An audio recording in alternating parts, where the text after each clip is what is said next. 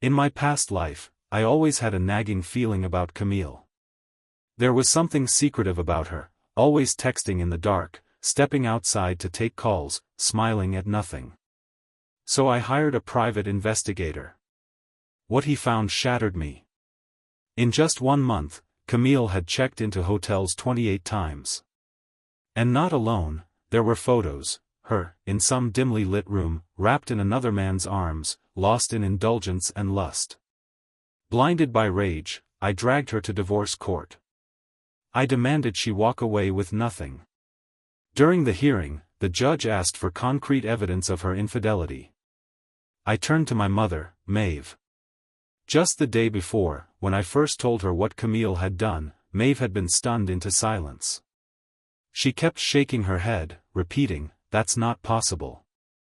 Camille wouldn't." Until I handed her the files. Maeve had stared at the photographs for a long time. Then she let out a long, weary sigh, gave me a strange, unreadable look, and walked up to the judge to submit the evidence herself. That's when everything collapsed. The judge examined the documents, then looked at me with an odd expression. Almost amused. "Mr. Warrington," he said slowly, "are you seriously trying to sue your wife for what you did?" He turned the evidence around for the courtroom to see. Hotel logs. Intimate photos. All of them featuring me, with another woman. I whipped around, staring at Maeve in disbelief. She didn't flinch. "Don't look at me like that, Caleb. You're my son, yes. But I won't lie under oath to help a cheating husband ruin a good woman." I lost the case. Camille seized the momentum, filed for divorce herself, and made sure I walked out of that marriage with absolutely nothing. The very next day, after Camille seized every penny of my fortune, my own mother had me killed. She hired someone to do it cleanly, professional, efficient. They shoved me in a sack and dumped me into the river. Right before I lost consciousness, as the water swallowed me whole, I heard her voice one last time. "Caleb, don't blame your mother." And then, a second voice, calm, almost casual. "This Caleb, still, the one by blood's more dependable."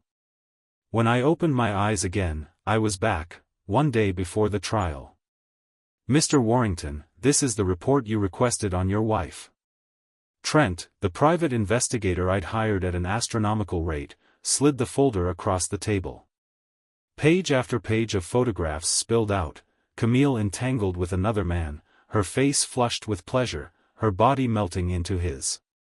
Somewhere between those images and the lingering echo of drowning, I came back to myself. I didn't speak.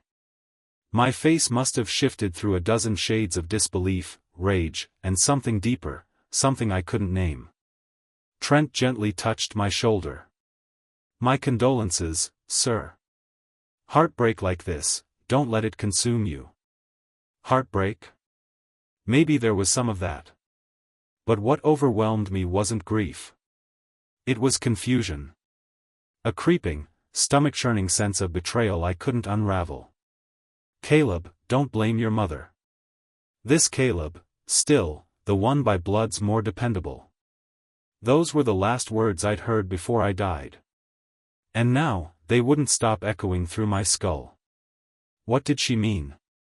Why would my own mother side with Camille, team up with her to destroy me? What kind of twisted logic was that? What kind of mother does that? What the hell was she thinking? By the time I got home that evening, it was just after 8. My body was dragging from exhaustion, but as soon as I stepped through the door, Maeve rushed to meet me. "I heard you're filing for divorce from Camille," she asked sharply. "On the grounds of infidelity?" "Caleb, don't be ridiculous. I've seen how that girl treats you since the day you married her, gracious, loyal, thoughtful. Cheating? I wouldn't believe it for a second, unless you have hard, irrefutable proof." I stared at her in silence, my expression unreadable. But inside, I was smirking. So. Same script, same performance. Just like last time. She was waiting for me to hand over the evidence. Probably planning to destroy it, or switch it out, just like before. Fine. Let her think she's in control. I calmly handed her everything, the hotel records, the photos, each one a copy, prepared in advance. Her eyes widened as she flipped through the pages, her breath catching slightly. Shock washed over her face in waves. But this time, I wasn't fooled. That expression of disbelief? It felt just a little too rehearsed. Camille really cheated? Maeve gasped, flipping through the evidence as if each page were another stab in the back. Unbelievable. You think you know someone? All that grace, all that sweetness, her whole daughter-in-law act? Fake. Every bit of it. Her voice dropped, venom lacing each word. Underneath, she's nothing but a cheap, filthy whore. She spat the last word like it burned her tongue. Then, without warning, she clutched my hand, her face softening into a mask of motherly pain. Oh, Caleb, my poor boy. You didn't deserve this. In my past life, that gesture might have pierced the numbness in my chest. Might have meant something. A flicker of warmth in a freezing world. But now? Now it chilled me to the bone. Because I knew what lay beneath that face. I'd seen it, the cold-blooded betrayal, the merciless calculation. I had drowned hearing her whisper my death sentence. And now she stood before me, dripping with righteous outrage and maternal affection, promising vengeance on my behalf. Caleb, I'm with you. Every step of the way. This divorce? We'll fight it together. I'm coming with you to court tomorrow. And we'll make sure she walks away with nothing. Let's see if that man she's running to still wants her when she's broke and ruined. I studied her expression carefully. To her credit, she looked completely sincere. Her fury seemed real, spontaneous, even. Her eyes burned with a kind of righteous fire, as though she were truly heartbroken over Camille's betrayal. I almost wanted to ask, what spell did Camille cast on you? Or was there something else? Some secret, some threat, some leverage Camille had over her? But every time I opened my mouth to speak, the words caught in my throat. And I said nothing. Caleb, why are you being so cagey? Maeve tilted her head, a concerned frown creasing her brow. If something's bothering you, just say it. You and I, we don't keep secrets from each other. I let out a quiet, humorless laugh. Oh, Mom. In another life, that exact trust cost me everything, my home, my fortune, my life. And now you're telling me we don't keep secrets? What a joke. I shook my head, done pretending. I'll see you in court tomorrow. And with that, I turned and locked myself in my room. The moment the door clicked shut, the mask slipped. Gone was the maternal warmth, the wounded pride. In its place, cold calculation. Maeve's lips curled into a slow, satisfied grin, the kind that only follows a plan falling neatly into place. She didn't waste a second. The copies I'd handed her, photographs, hotel receipts, timestamps, everything went up in flames. By 3 a.m., I was still wide awake, adrenaline humming through my veins. When my phone buzzed, I snatched it up before the second vibration. A message from Trent, the PI. Mr. Warrington. It's done. The background report on Ms. Maeve Holloway has been sent to your email. My pulse quickened. I opened my inbox. Clicked the file. And braced myself. Because for the first time in my life, I was about to meet my mother, truly meet her, for who she really was. The first page shattered everything I thought I knew. Maeve wasn't my biological mother. She was my father Edward's second wife. When Edward married her, I was already a year old. Which meant, Lydia, my real mother, had died giving birth to me. Complications. Massive hemorrhaging. And Edward, in a desperate act of love, made a choice. To protect me from the weight of guilt, he buried the truth. He never told a soul. Not even on his deathbed. He thought he was shielding me. But in doing so, he unwittingly delivered me into the hands of the woman who would one day take everything from me, including my life. As I kept reading, the contents of the file grew darker, more grotesque. Hidden accounts. Manipulated assets. Connections to people I wish I'd never heard of. By the time I reached the end, I was shaking, equal parts horror and clarity. Because now I understood. I understood the last thing I heard before I died in that other life. Maeve's voice, low and deliberate. This Caleb, still, the one by blood's more dependable. So that was it. That's what she meant. Cold. Calculated. Fatal. A mother would hesitate. A stepmother does not. I sat there in silence for a long time, staring at the screen. And then a bitter smile tugged at the corner of my mouth. Cruel. Truly cruel, I whispered. I had still been clinging to some shred of maternal memory, even after everything. But now? Now that illusion was dead. All right, Maeve. I was holding back, out of some misplaced loyalty to what I thought we had. But that ends now. This game you started, I'm going to play it with you. And I won't be holding back anymore. The next morning, I didn't ride with Maeve. I drove to the courthouse alone.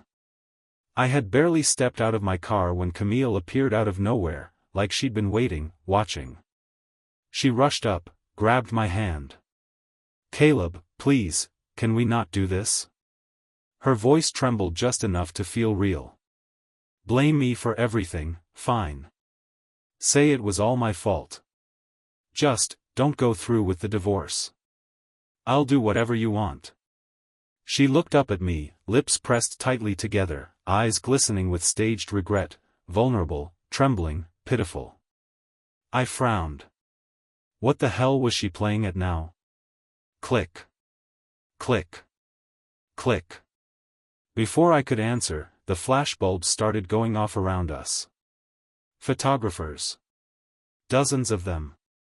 Then came the reporters, practically crawling over each other to get to me. Microphones thrust forward. Mr. Warrington, one said eagerly, your wife seems so gentle and devoted, would you care to explain why you're filing for divorce? Another jumped in before I could respond. As the CEO of a multi-billion-dollar company, surely temptation is everywhere. Is this perhaps about another woman? Are you trying to replace your current wife with a mistress? Leading questions. Every single one crafted to paint me as the villain, and Camille as the poor, heartbroken victim. And just like that, I saw it. Her plan. This wasn't about love. It wasn't even about saving the marriage. She wanted to seize control of the narrative. To strike first. So when the headlines rolled out, she'd already be the wronged party in the public eye. A masterstroke of timing, manipulation, and performance. I stared down at her, still holding my hand like we were the perfect, tragic couple.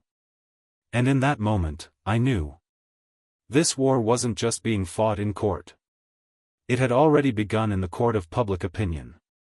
I stared at Camille. Really looked at her. This woman I had once loved so deeply, from our college days, when the world was still simple and her smile still felt like truth. All those memories, flickered for a moment. But they vanished just as quickly, burned to ash by the rot in her heart. I drew my hand back. My voice was calm, almost too calm. Trying to pull stunts before the hearing, what's the point? She blinked, wide-eyed. What stunts? Baby, what are you even talking about? That look, confused, wounded, innocent, she wore it flawlessly. God, her acting could rival Maeve's. I gave a dry laugh. Still pretending? All right then. Let me make it simple. I raised my voice, sharp, clear, loud enough for every camera and every microphone to catch it. You cheated during our marriage. You broke your vows. You are at fault. That's why I'm filing for divorce. And I will make sure you walk away with nothing. Is that clear enough for you? Gasps erupted all around us. Reporters froze, eyes lighting up with the scent of scandal. The air buzzed with whispers, then surged into a wave of excited chatter. Microphones flew back in my face. Mr. Warrington, do you have proof of her infidelity? Can you confirm the details? Is there another man involved? I kept my voice steady, my eyes locked on the crowd. You'll get your proof, I said. I stand by everything I just said. And what you'll see in court today will be worth the wait. I guarantee it. The frenzy exploded. Cameras clicked, journalists shouted over one another, trying to get the best soundbite.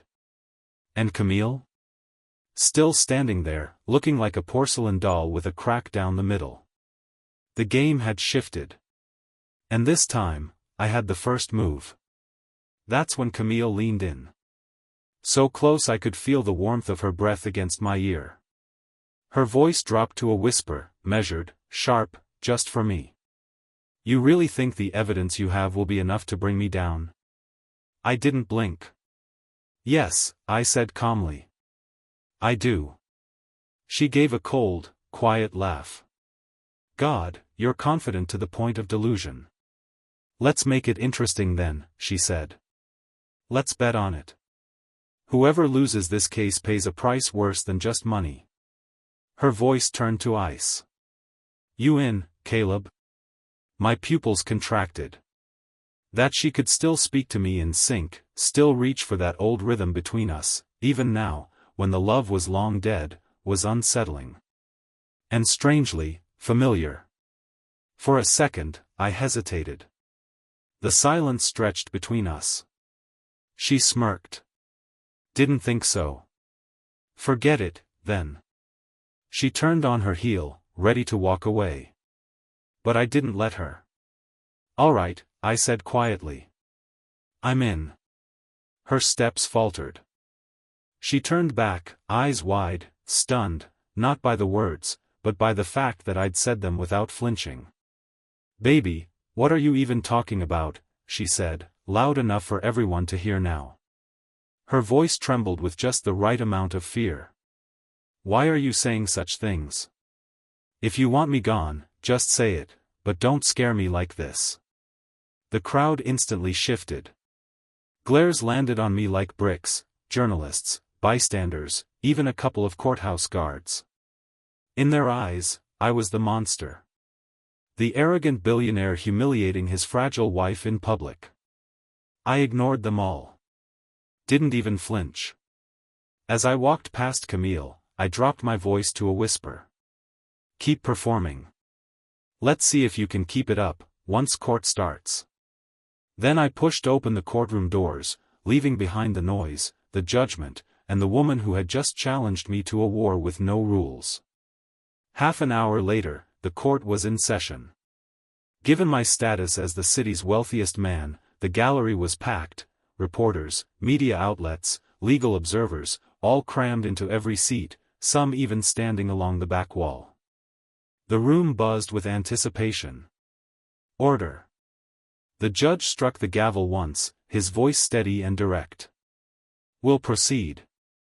Mr. Warrington, you filed for divorce from Ms. Sterling on the grounds of adultery, and you've requested that she leave the marriage with nothing. Do you have evidence to support this claim? I turned my head slowly. All eyes followed my gaze, as it landed on Maeve. Exactly as it had in the last life.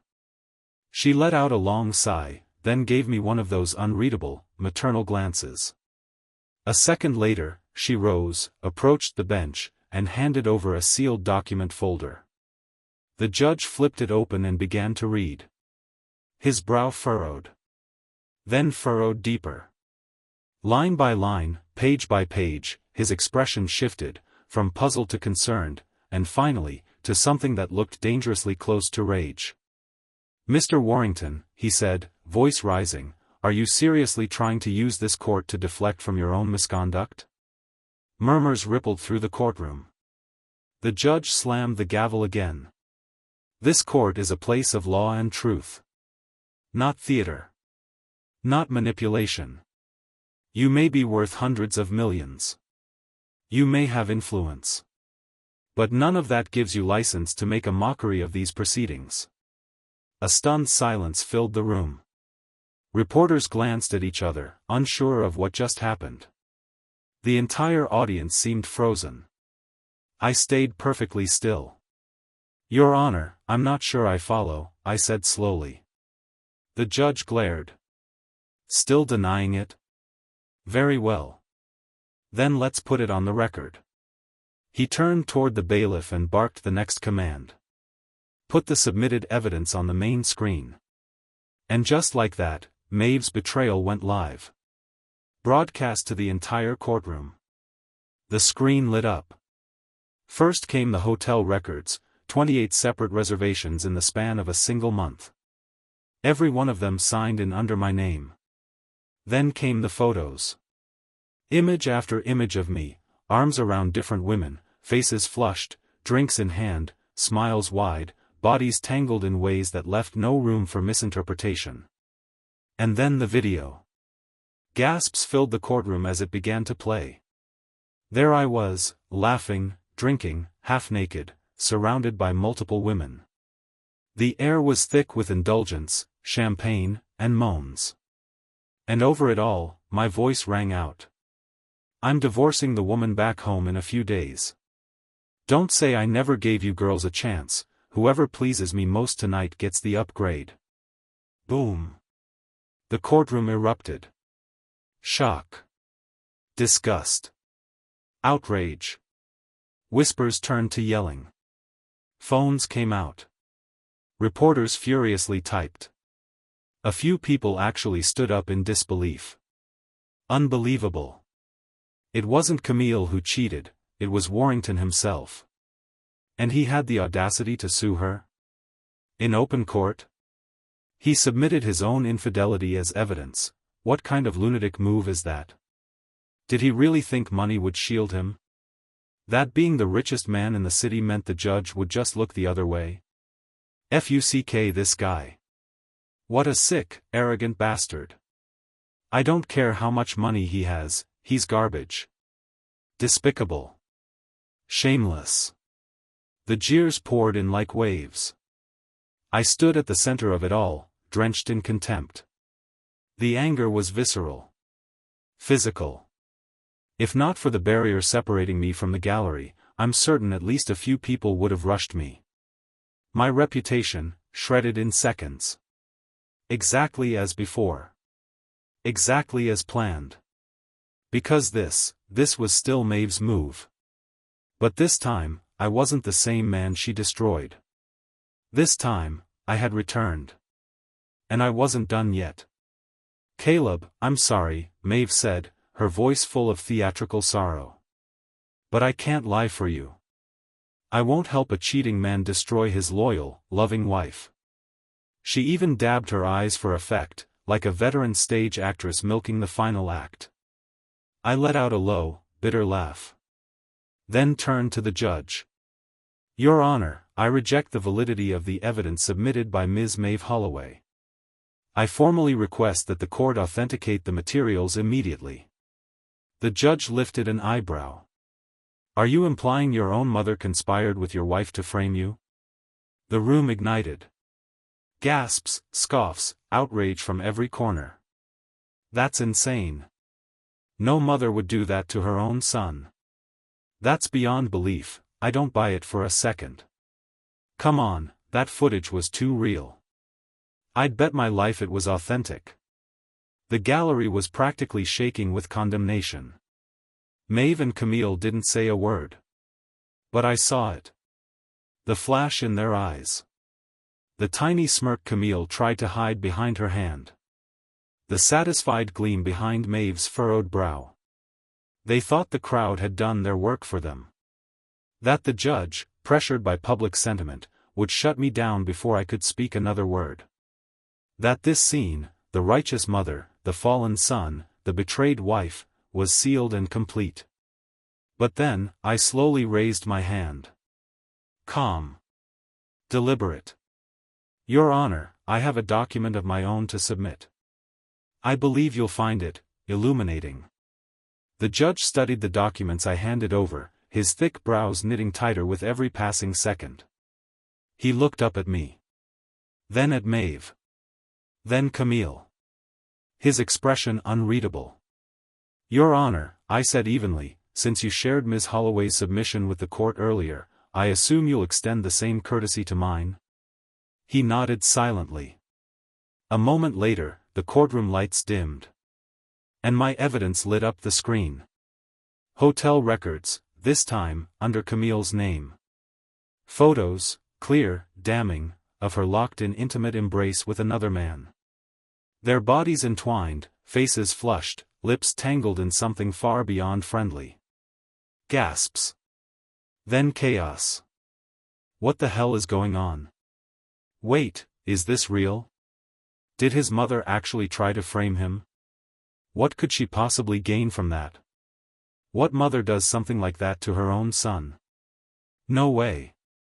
I still don't buy it. I believe Holloway and Sterling.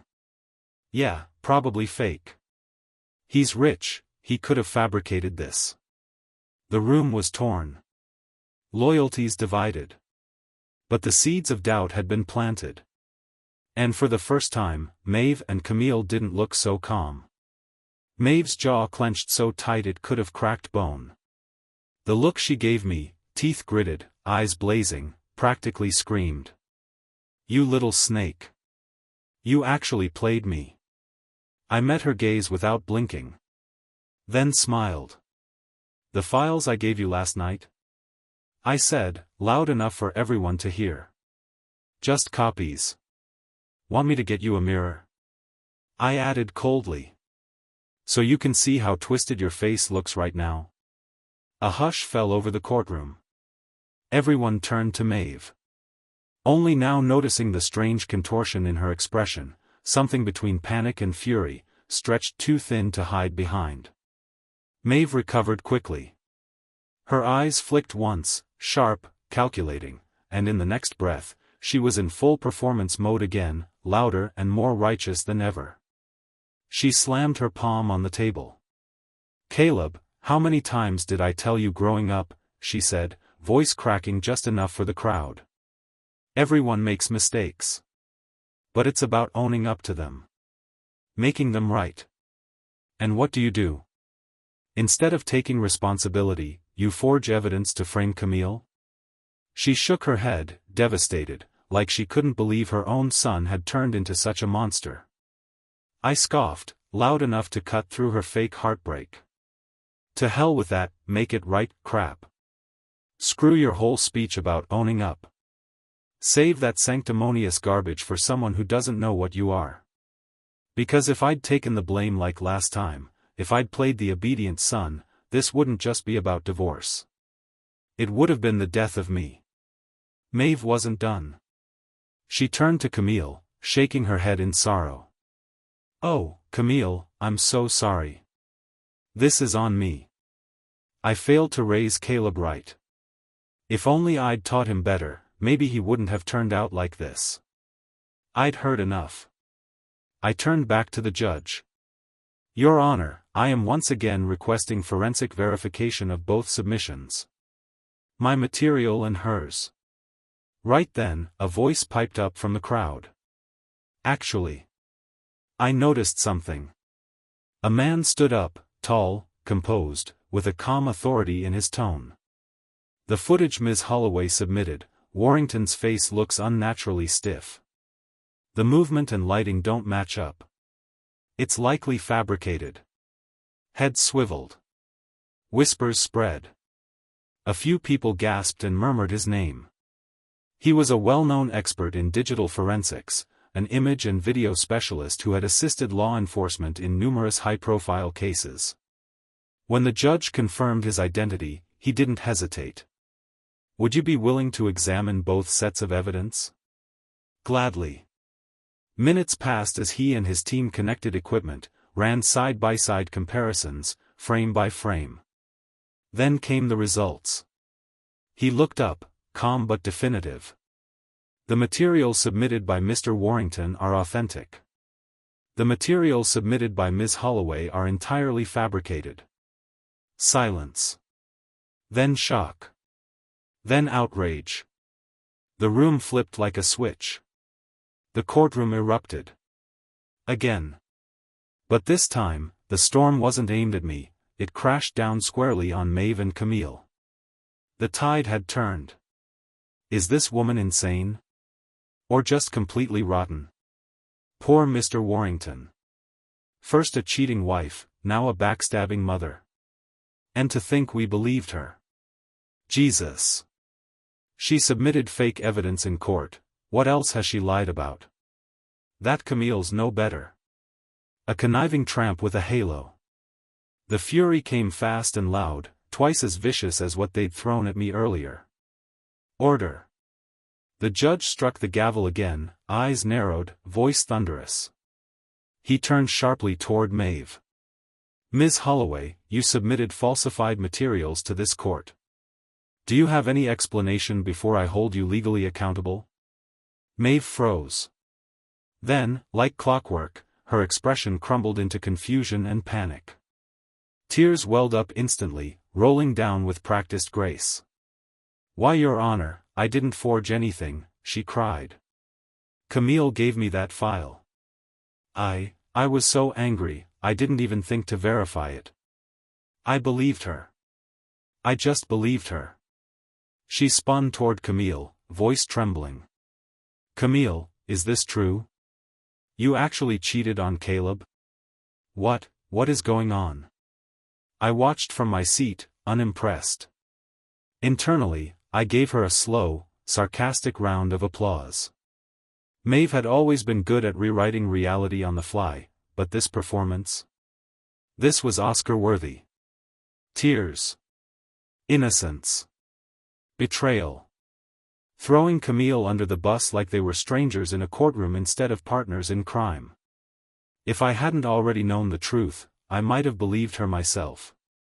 After being thrown under the bus by Maeve, Camille didn't lash out or turn the blame back.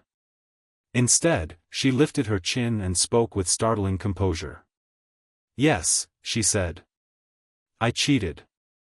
A fresh ripple moved through the crowd. But then she added, voice colder now, harder. But it wasn't because I wanted to. It was revenge. Pure and simple. For what Caleb did to me. The judge leaned forward, eyes narrowing. Ms. Sterling, are you saying both of you were unfaithful? And that Mr. Warrington cheated first? That's exactly what I'm saying. Camille nodded emphatically, her voice trembling with carefully measured anger. Her eyes, sharp, venomous, locked onto mine across the courtroom. The documents might have been fake, but the betrayal? That was real. And I have witnesses. The mood in the courtroom shifted again. The shouting died down. Some of the glares softened. Because there it was, the classic story, a woman wronged, lashing out after heartbreak. And people love a victim. Your Honor, one of the spectators called out, if Caleb cheated first, then he's the one truly at fault, isn't he? The judge gave a solemn nod. Correct. If proven, that would make him the primary party at fault in the marriage. Camille turned her head slowly, voice now taking on the polished calm of someone who'd rehearsed every word. Then by marital law, I should be awarded the majority of the shared assets, correct? The judge nodded again. Yes. That would be consistent. She wasn't finished. And furthermore, she added, Caleb's premarital assets, specifically his inherited stake in Warrington Capital Group, should rightfully be returned to Ms. Holloway, his mother, given that she was the family's legal guardian of record before our marriage. My hands tightened into fists. There it was. The final play. She wasn't just trying to strip me of our marital estate. She was going after the empire my father built. And she wanted to hand it, gift it, right back to Maeve. The woman who tried to have me killed. A sharp chill flashed through my eyes. In that instant, everything became crystal clear. Of course. No wonder Camille hadn't said a word when Maeve threw her under the bus. Not a flinch, not a protest. It wasn't self-control, it was strategy. They had a backup plan ready all along. This was their second act. If the forged evidence didn't hold, they'd pivot. Shift blame. Flip the narrative. Turn infidelity into retaliation. And now they were using it as legal leverage, to bleed me dry. Because nearly all of my net worth was tied up in my stake in Warrington Capital Group. If the court ruled in Camille's favor, I'd lose more than just money. I'd lose 90% of everything I owned. And worse, she wanted the shares passed straight to Maeve. The woman who tried to drown me in another life. The judge sat quietly for a moment, rubbing his chin. Then nodded. Well, he said, glancing at Camille with something almost like approval. Ms. Sterling certainly knows her legal ground. She's right. That would be the proper ruling under these circumstances. I clenched my jaw, but before I could speak, Maeve jumped back in, voice heavy with feigned heartbreak. Sweetheart, just listen to your mother, will you? Don't make this mess even uglier than it already is. Everyone's watching. Let's not embarrass ourselves further. It's just an affair, Caleb, not murder. You won't go to jail. You won't be punished. Just accept it and move on. She leaned forward slightly, as if offering comfort. And remember, she added softly, I'm still your mother. Whether those shares are in my hands or yours, what difference does it make? You'll still be chairman of Warrington Capital. Nothing has to change. I nearly laughed. No difference? If I gave up control, I wouldn't just lose the company. I'd lose the one thing protecting my life. Because once those shares left my hands, it'd only be a matter of time before they came for me again, cleaner this time. This wasn't about pride anymore. It was survival. Shut up. My voice sliced clean through the courtroom. I have nothing to hide. Didn't Camille say she had witnesses? I turned toward her. Great. Bring them in. Camille's expression darkened instantly. She hadn't expected me to stand firm. Caleb, she hissed, her tone shifting from faux sympathy to venom. I've been trying to spare you some dignity. Don't force my hand. You bring those people in, and what they'll say. It'll ruin you. Publicly. Permanently. Think about your reputation, your father's name. Think about shutting the hell up, I snapped. Her mouth fell open in shock. Caleb, don't, Maeve tried to jump in. I said shut up. I turned on her coldly. She froze. Her expression stiffened into something unreadable, caught between rage and embarrassment. Camille, now seething, pulled out her phone and made the call. 10 minutes later, her witnesses arrived. 3 of them, 1 man, 2 women. The judge gestured for them to step forward and identify themselves. The first woman looked vaguely familiar, young, overly polished, eyes twitching slightly. She spoke first. Paige Matthews. I'm Mr. Warrington's secretary. My new hire. Recently on board. The second, a man in his late 30s with a name tag clipped to his suit. Morgan Webb. Guest Services Manager, Eden Lux Hotel. And the last, mid-20s, soft-voiced, nervous. Sophie Lynn. Front desk staff. Same hotel. The judge nodded, then leaned back in his chair, folding his hands. All right. You're here to testify on whether Mr. Warrington was unfaithful before Ms. Sterling? Let's hear your statements. And the courtroom held its breath. The judge had barely finished his question when Camille cut in. Eager. Too eager. Your Honor, she began, her voice trembling, part fury, part triumph.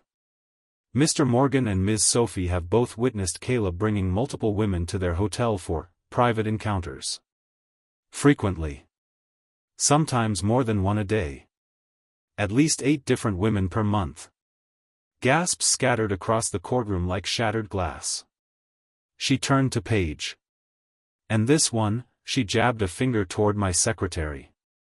She's the one who's been in those hotel rooms with him the most. Always during work hours. Always under the table. Then Camille turned, eyes blazing, toward Sophie, the young, nervous front desk employee. Her voice dipped low, almost theatrical in its despair. And Sophie, she whispered, shaking her head. She saw Caleb with one of those women. She mumbled something, just a quiet comment. He heard it. And what did he do? He dragged her into the room too. Forced her. The entire courtroom recoiled. And afterward? Camille pressed on, her voice rising. He gave her $500,000. Hush money.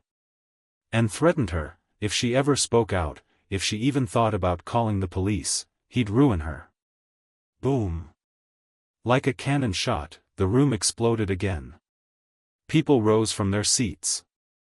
Fists slammed down on the benches. This man is a predator. A monster in a suit. He doesn't deserve a penny, he deserves prison. Put him away.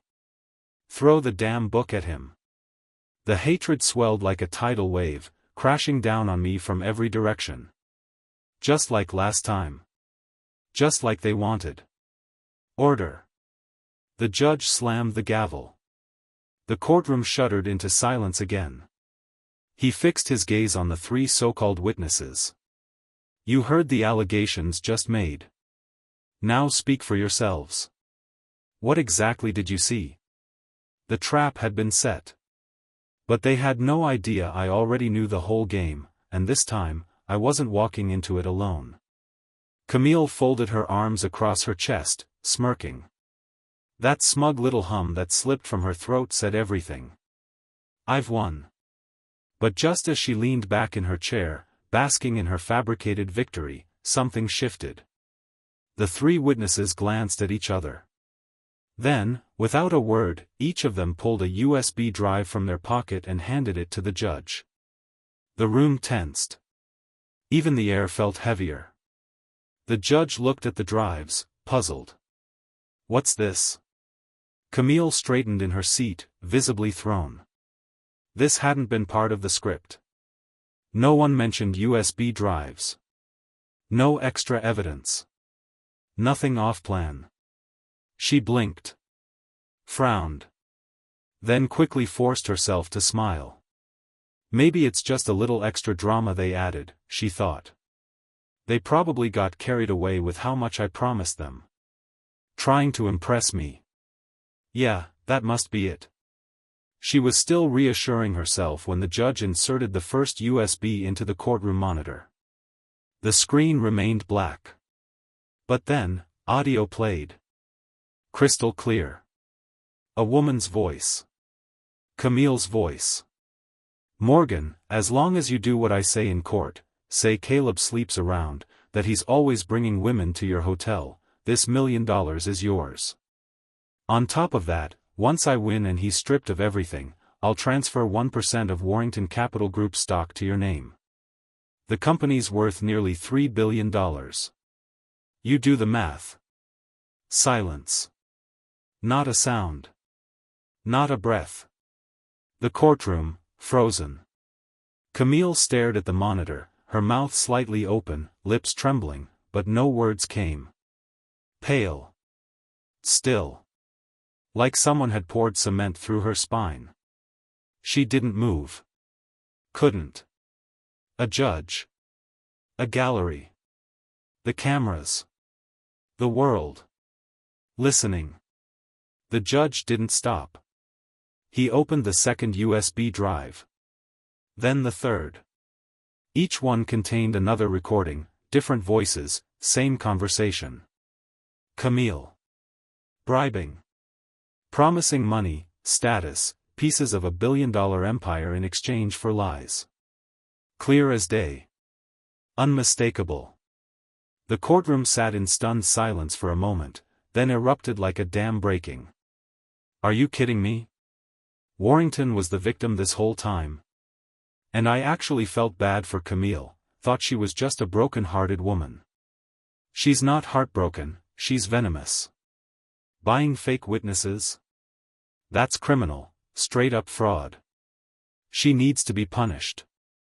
Now. Give Mr. Warrington the justice he deserves.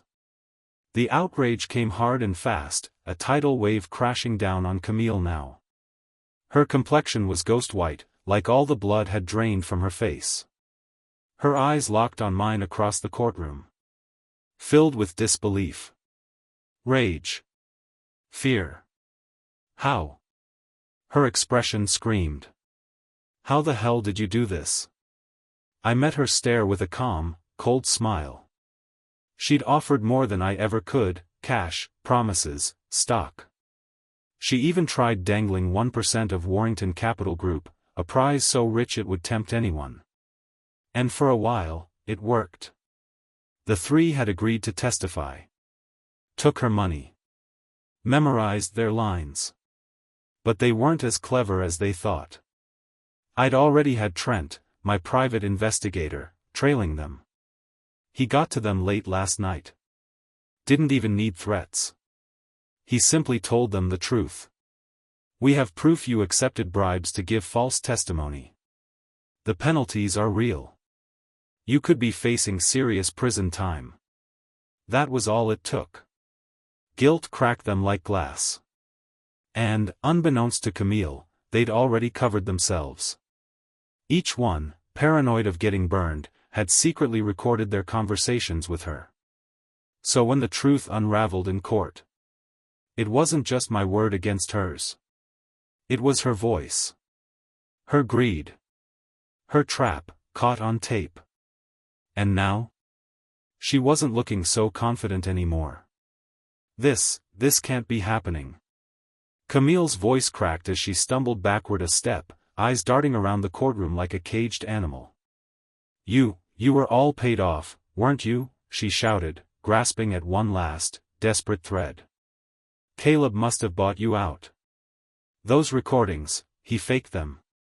This whole thing's a setup. I couldn't help it. I laughed. Out loud. Camille, I said, shaking my head, you really think throwing out wild accusations will save you now? This isn't a soap opera. There are forensic specialists in this courtroom. I turned toward the judge. We can have those audio files analyzed right here, right now. Shouldn't take more than a few minutes. That shut her up. Dead quiet. Her lips parted slightly, but no words came out. Her eyes twitched. Panic had officially replaced performance. And she wasn't fooling anyone anymore. Even before the expert could begin the verification process, everyone in the courtroom could see it, written all over her face. Guilt. The kind you can't fake. The kind that tightens your throat and drains every drop of blood from your skin. The judge didn't need long. He straightened his back, voice cold and clear. Ms. Sterling, it is now evident that not only did you engage in marital infidelity, you also attempted to obstruct justice by bribing witnesses and submitting falsified testimony. This is not a matter of divorce anymore. These are criminal offenses. Given the severity and premeditated nature of your actions, this court will move immediately into sentencing discussions. Gasps. Murmurs. But Camille didn't hear them. She had frozen completely. Her eyes, wide, wet, terrified, moved to the one person who had remained eerily silent through it all. Maeve. Her gaze was pleading now, childlike. Help me. Save me. But Maeve didn't even flinch. Just as Camille opened her mouth, perhaps to beg, perhaps to plead, Maeve stormed across the courtroom. Slap. A crack rang out, sharp as a gunshot. She hit Camille with the full weight of her body, so hard the sound echoed through the chamber. The blow snapped Camille's head to the side, sending a thin stream of blood from her nose as her knees buckled. Gasps rose again.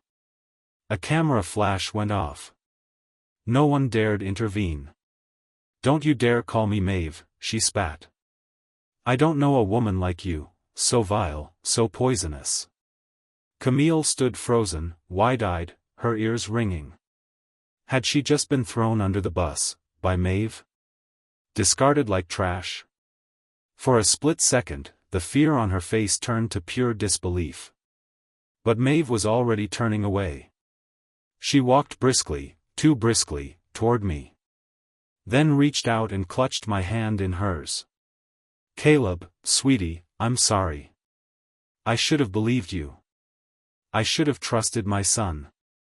That woman, Camille, she tricked me. She had me completely fooled. You don't blame me, do you?" I stared at her hand on mine. And then I tore it away. My eyes were cold. Flat. Unforgiving. Camille may be a damn good actress. But compared to you? She's amateur hour. Her expression twitched. What's that supposed to mean? Yes, I made a mistake. Yes, I doubted you. But Caleb, I'm still your mother, your real mother. She gave a pitiful, trembling sniffle, her eyes glistening with tears. I didn't flinch. "Keep the act going, Maeve. Honestly, it's a tragedy you never made it to Hollywood. You would have won an Oscar by now." Something flickered in her eyes. The tiniest crack. She didn't know I knew. Not yet.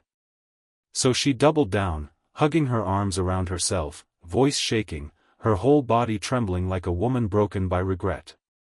"I just wanted what was best for you, for the family." The courtroom watched in stunned silence. But I knew better. The real performance hadn't even started. It didn't take long for the courtroom to start turning again. This time, against me. "Mr. Warrington, come on, even if Ms. Holloway falsely accused you, she was tricked by your wife. She's still your mother. You've made your point. Let it go. No matter what happened, she raised you. Don't be cruel." I could feel the shift, dozens of eyes now softened with pity for her. Maeve. The grieving mother. The victim of her daughter-in-law's lies. The poor woman whose son had hardened into something cold and vengeful. And right on cue, she reached for my hand again, her touch trembling, voice hushed and maternal. "Caleb," she whispered. "Stop this nonsense. Come home. With me." I looked down at her hand on mine like it was something foul. And tore myself away again. "Don't call me that. I'm not your son. Camille's lover, Dylan.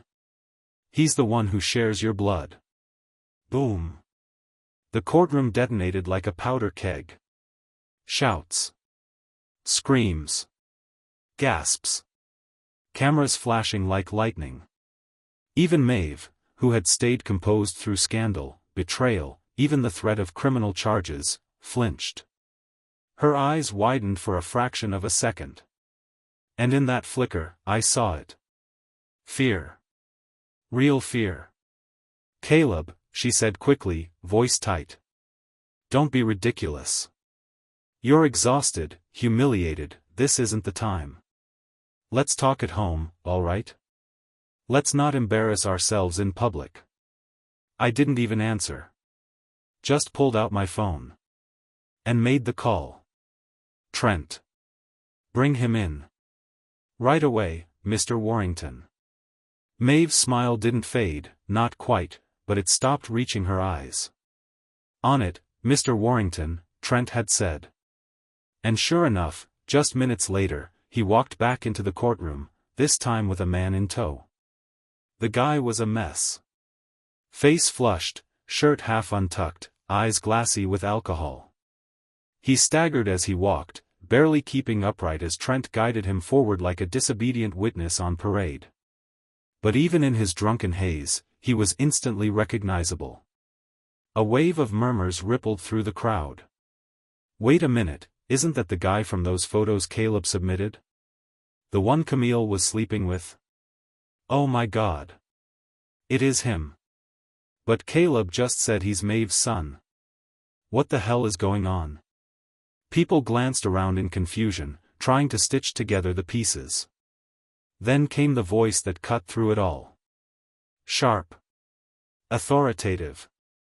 It was the digital forensics expert, the same man who had unraveled Camille's lies earlier. He stepped forward slightly, eyes narrowing. First at the drunken man. Then at Maeve. His voice was low, but crystal clear.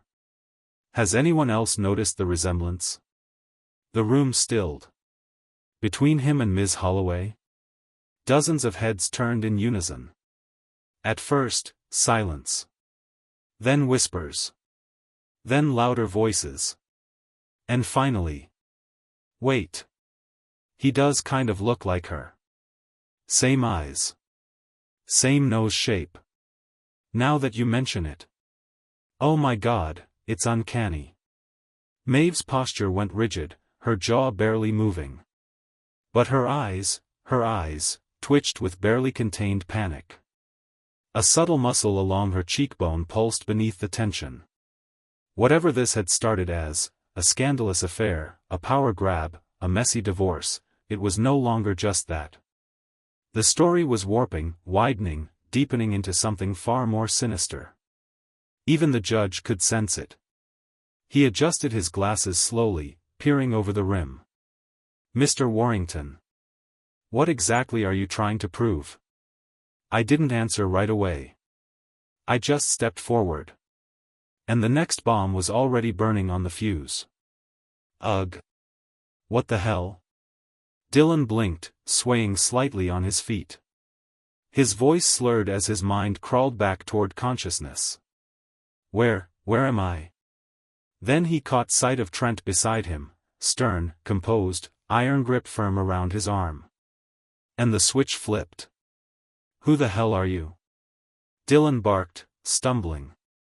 Why'd you drag me here, huh? What is this?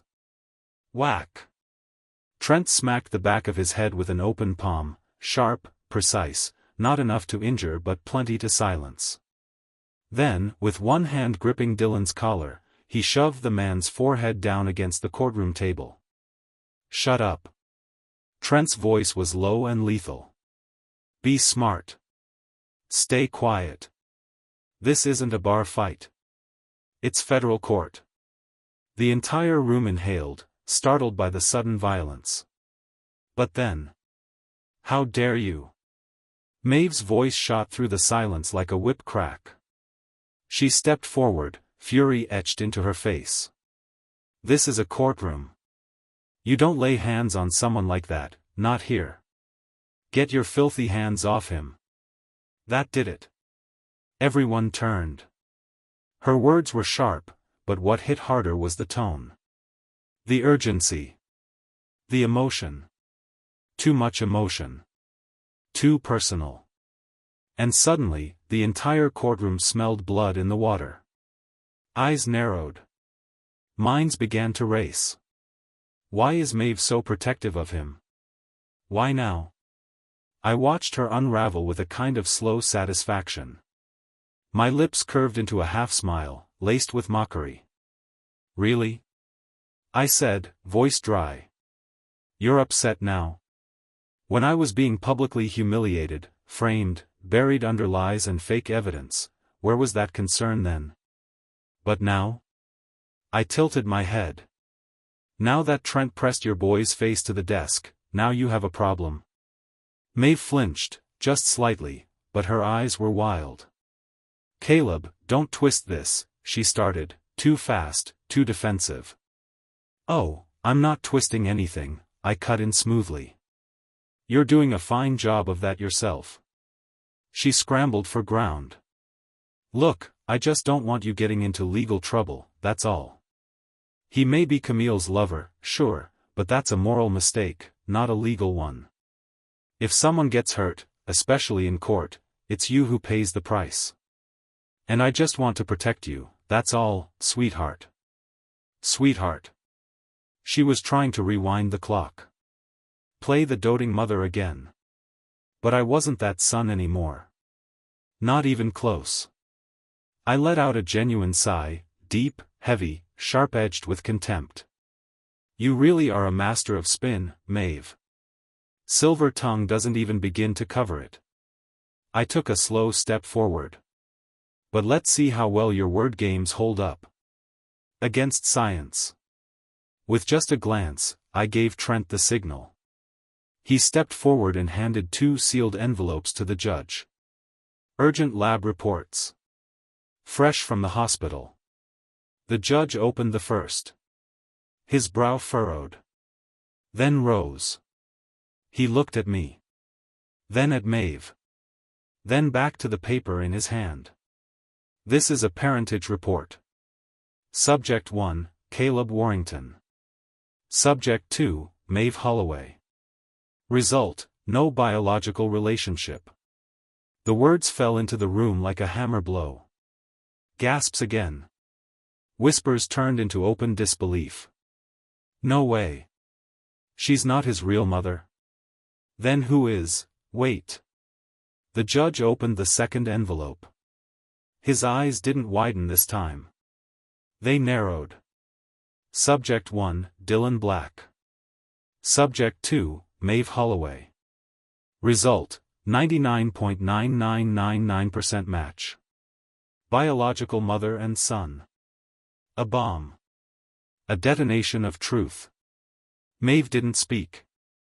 Not at first. Her face twisted through a dozen shades of panic, shame, and calculation. But she didn't deny the reports. She knew better. What could she say? DNA didn't lie. And if she challenged them now? The court would simply order another test, and she'd be even more exposed. So, in classic Maeve fashion, she pivoted. Her eyes welled up, again. She clasped her hands like a scolded child. Caleb. I didn't mean to hide it from you. Truly. It wasn't my decision. Your father, Edward, he made me promise. After your mother died in childbirth, he didn't want you to grow up carrying that pain. It was meant to protect you. She played it perfectly. The wounded matriarch. The loyal widow just following orders. And she would have sold it, too. To anyone who didn't already know her. But I raised a hand, cutting her off mid-scene. Save it. My voice was calm. Dead calm. Because if you're going to tell stories, then sit down. And listen to mine. I took a slow breath. Then began. Once upon a time, there was a girl from a small town. She never finished high school. Moved to the city. Took odd jobs. But she wasn't the hard-working, innocent type. No. She was wild. Reckless. Spent her days running with lowlifes, hustlers, and street punks. The courtroom quieted, curiosity suddenly outweighing judgment. It didn't take long for one of those punks, a guy named Roy, to get her pregnant. She gave birth to a son. That son, I paused, eyes sweeping the room, is Dylan. Murmurs rippled again, shocked and uneasy. But I didn't stop. Eventually, the girl grew tired of being broke and invisible. She wanted more. Power. Money. Respect. So she set her sights on a man. A man who was recently widowed. On the rise. Wealthy. Generous. My father. The shift in the room was instant, realization beginning to bloom. For a while, things were quiet. Stable. She got what she wanted, married into luxury, lived in comfort. But then, she realized something. She wasn't going to get everything. Because my father wasn't stupid. He saw me as his heir. Groomed me to run the company. Wrote me into his will, entirely. I let the silence stretch before the next line. And that's when she made a decision. Not to leave. Not to fight him openly. But to kill him, slowly. Gasps rippled like electricity.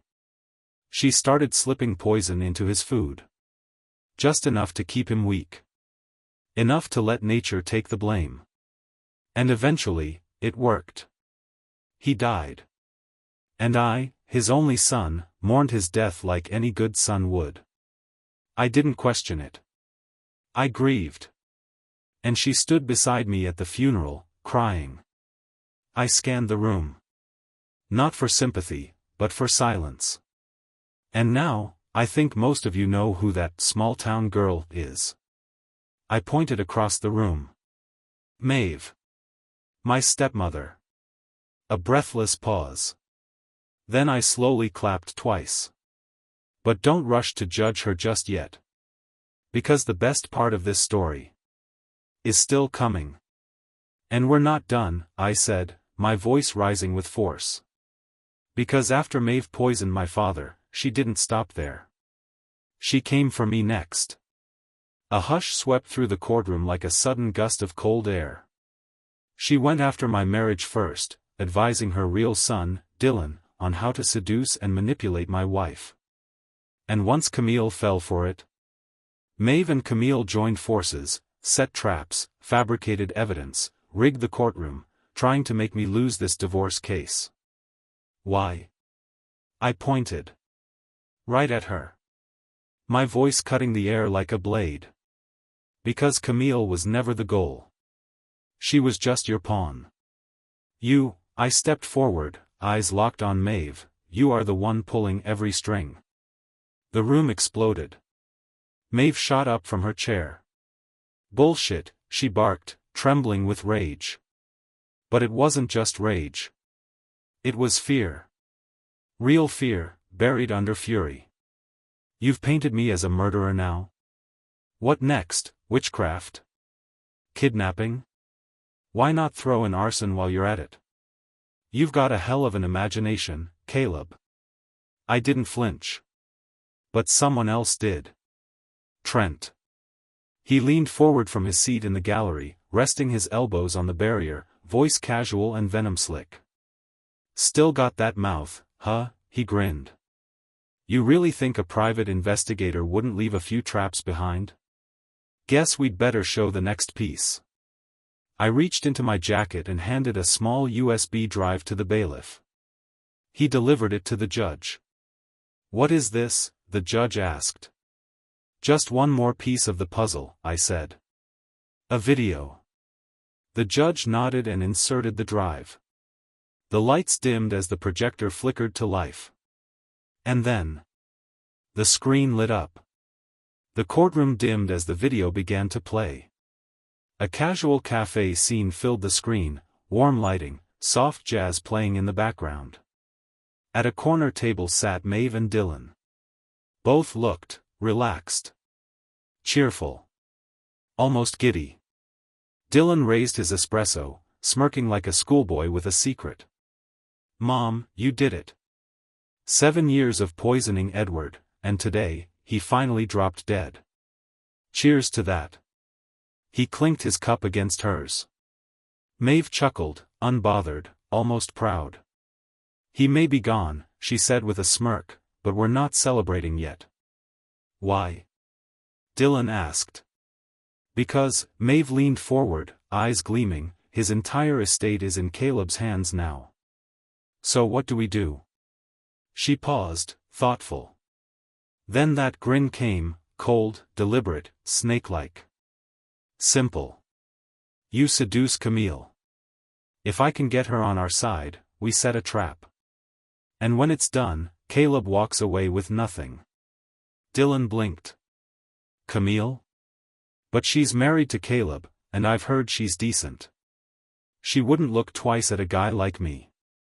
Maeve didn't miss a beat. She reached into her handbag and pulled out a small brown vial. Set it gently on the table. Leave that to me.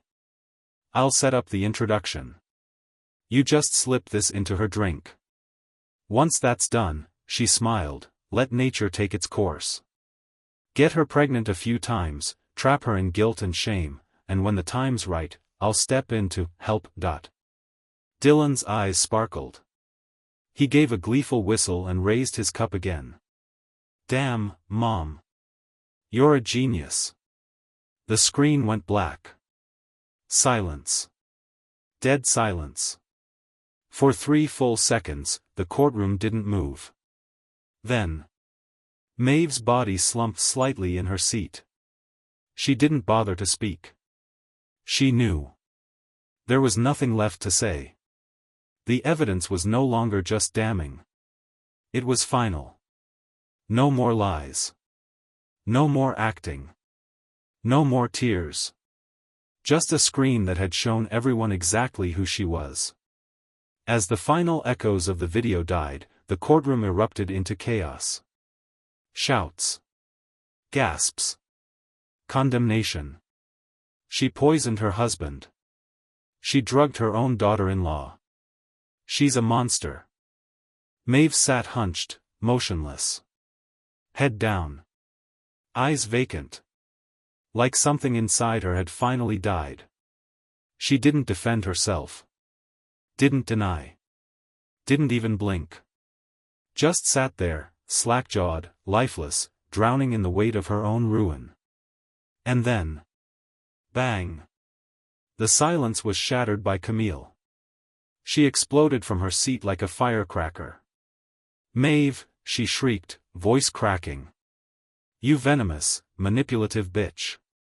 I thought what happened with Dylan was some drunken mistake, just one horrible, blurry night. But you planned it.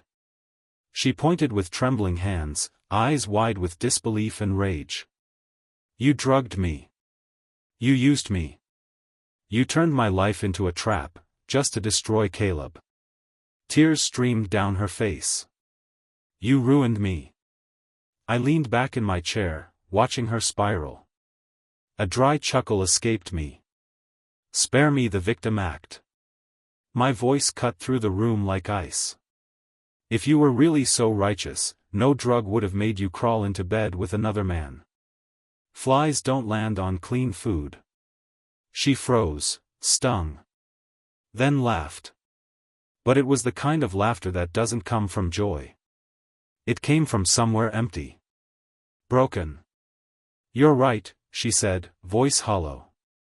God, you're right. I've been calling it love. Calling it fate. But I was just a reckless, selfish whore. Her hand drifted toward her abdomen. Rested gently on her stomach. Her voice dropped to a whisper, barely audible. Then snapped. She bolted upright. Climbed onto the table.